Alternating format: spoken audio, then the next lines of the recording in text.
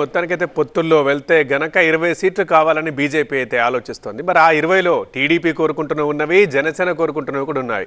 మరి ఫైనల్ ఏమవుతుందనే చూడాలి. బట్ ఏదేమైనా ఏపీలో డబుల్ ఇంజన్ సర్కార్ రావాలంటున్నారు బీజేపీ నేత విష్ణువర్ధన్ రెడ్డి.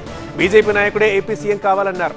వేరే పార్టీల వారిని సీఎం చేయడానికి బీజేపీ పని చేయదని గుర్తు చేశారు. 2014లో పరిస్థితి వేరు, 24లో పరిస్థితి వేరని చెప్తున్నారు విష్ణు. ఆంధ్రప్రదేశ్లో బీజేపీ ముఖ్యమంత్రి కావాలి, ఆంధ్రప్రదేశ్లో బీజేపీ సర్కార్ ఏర్పడాలి, ఆంధ్రప్రదేశ్లో డబుల్ ఇంజన్ సర్కార్ రావాలి.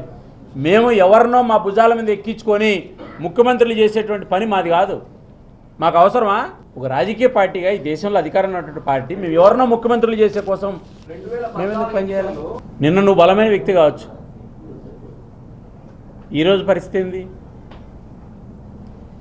2014 పరిస్థితి వేరు, 2019 పరిస్థితి వేరు, 2024 పరిస్థితి వేరు. ఇప్పుడు జరిగిన సంఘటనలను నేను ఆధారంగానే చెప్తున్నా. 2014 బీజేపీ పరిస్థితి వేరు, 2019 బీజేపీ పరిస్థితి వేరు, ఈరోజు ఎవరు అపాయింట్మెంట్లు కొడుతున్నారు, ఎవరు ఢిల్లీలో పోయి వెయిట్లు చేస్తున్నారు, ఎవరు పొత్తు కోసం కొడుతున్నారు?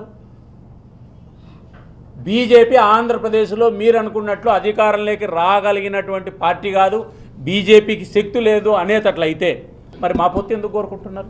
చాలామంది చెప్తారు కదా బీజేపీ చాలా బలహీనమైన పార్టీ. నేను వాళ్ళు అడుగుతున్నా మీ ద్వారా. ప్రతిపక్ష నేతగా చంద్రబాబు నాయుడు గారు కలిశాడు కేంద్ర హోంశాఖ మంత్రిని. ఎవరు కలవలేదని చెప్పట్లేదు.